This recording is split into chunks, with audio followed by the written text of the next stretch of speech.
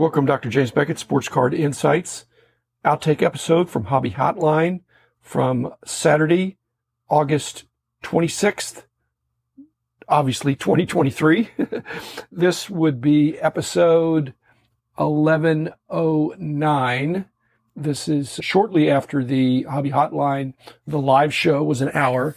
This is a 12-minute segment, mainly talking about the breaking news from last week with the NFLPA effectively immediately terminating Panini's license. And then we also talked about Brian Gray, just a few days ago, has announced his sort of resignation as CEO from Leaf. He didn't found Leaf, but he founded the new incarnation of Leaf and has been the driving force behind it. Not sure how that's going to work out, but I do encourage Brian, understand some of his feelings, perhaps.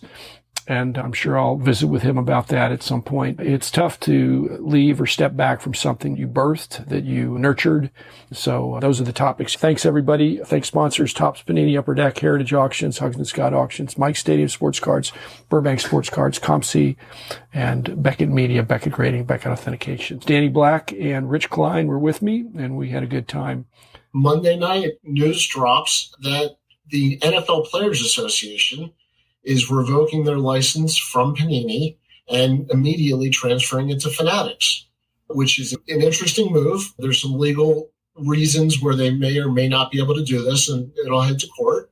And there's still lawsuits between Panini and Fanatics. Dr. Beckett, where are we right now? 19 years ago, I was in the crosshairs of the Players Association, more baseball in those days, with what was going on. And they're formidable. The players associations have much more of a sense of urgency than the leagues do, because players have shorter careers, especially in football. So they don't dilly-dally. They're very clear about what they want to do. Their license is required. Seemingly Panini had done right by them, but for whatever reason, they have moved very quickly, as is their, maybe not their right, but their past. That's what they've done. Maybe this is just to get it into arbitration or some kind of litigation, but time's a wasting for the NFLPA. I feel bad for Panini. It doesn't seem fair. There was some mention of change of control. Change of control usually is in a contract for when a company is bought or sold and you don't like who it was sold to. The change of control is the fact that so many of the executives in Panini are now over at Fanatics. Yeah. But these are the same executives that Fanatics is now saying were not competent, didn't do a great job for them. So there must be some subtext that I'm not getting. Or usually there's a provision for a cure, that if you mess up, you get a chance to make it right on some 30, 60, 90 days, depending on the contract. It's rare. There's just an immediate ending of the contract with the ambiguity of what happens to things that are in process. And so I think that's going to get worked out pretty quickly. I think Panini is probably doing the right thing to keep moving, because if they don't, they lose. If they stop everything they're doing, because there is a question of law here, to me, whether or not they can do that. So we'll see how it plays out, Danny. I'm not happy about it. I don't think it's good for the hobby, but I'm not a Supreme Court justice or any other justice. I think it's fair to point out that the leagues have a vested interest in Fanatics. The Players Union has a vested interest in Fanatics. There's investments and partnerships all the way around. I want to read the Players Association's announcement. The NFLPA has terminated its trading card agreement with Panini. Effective immediately, Fanatics has the exclusive right to make NFLPA branded trading cards. This decision has no impact on any individual player's contract agreements with Panini. If you represent players with existing Panini agreement, the NFLPA recommends that you encourage the players to fulfill their contract.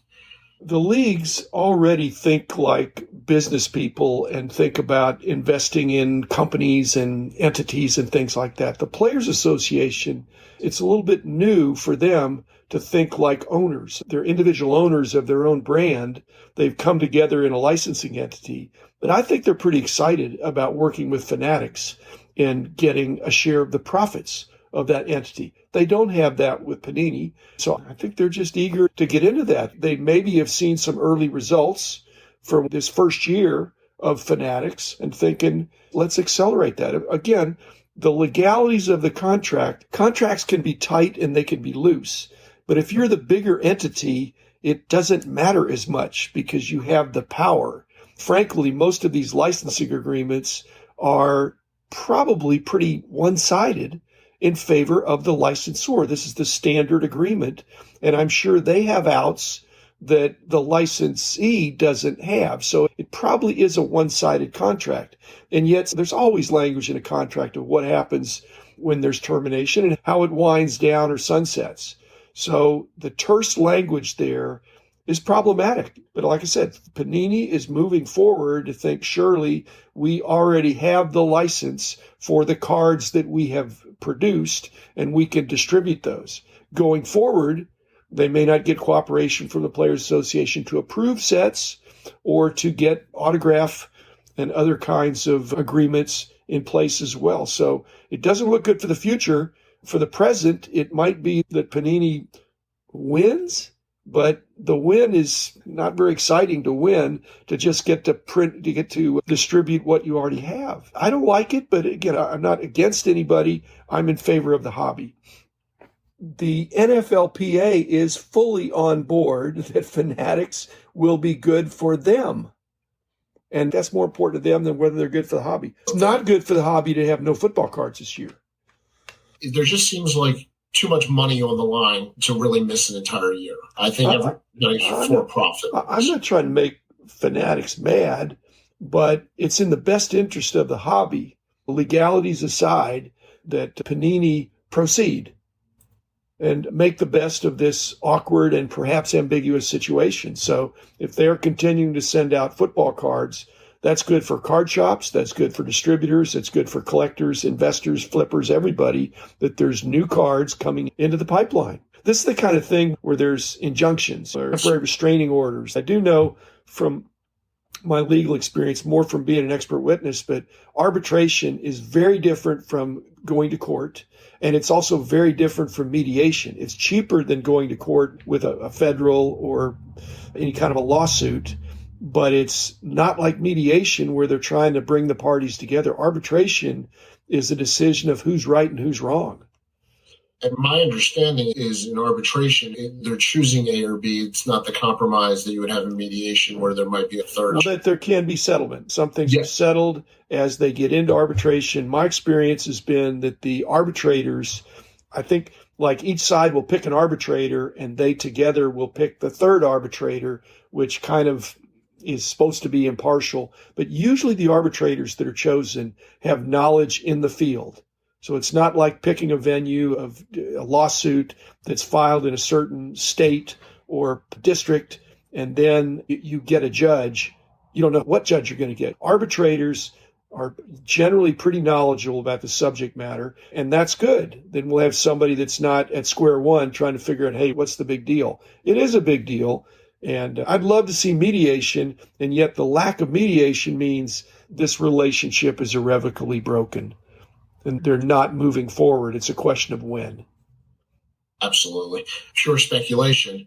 Was there any communication with Fanatics to try to push this to happen with the NFLPA? Who's going to admit that? You got Rico. Basically, there shouldn't be this tortious interference with a contract. But my guess is if you look at the contract, clearly the NFLPA had some ways to get out of it. And whether it's flimsy, when you're the bigger party in an agreement, you have might makes right sometimes. They've already seen the early returns from what Fanatics has done with Topps and how that's enriched the Players Association. And it's not a secret that Fanatics supposedly offered double what Panini was paying in terms of royalties. And that may not even include the equity piece that they have. And so I think the NFLPA is in a hurry to get in on that. And I don't blame them for wanting that, but they need to do it legally. We're talking about making cards without licenses. Brian Gray did that for a lot of years in the hobby. And the news this week that he will no longer be CEO of Leaf has come out. He did show a path of how to run a card company without a license. I saw him briefly at the National. He did not seem to be quite as energetic at the National as previous years. I think recharging your batteries is a good idea. Brian's a lifer, by the way. He will be back. I agree, Rich. He needs to take care of his health. He doesn't look as healthy as he did a few years ago. Who does? But the thing that's interesting to me, because I do think he probably is a little bit younger than I was, but I also mentioned I wanted margin. I wanted to get my life back because I was so involved.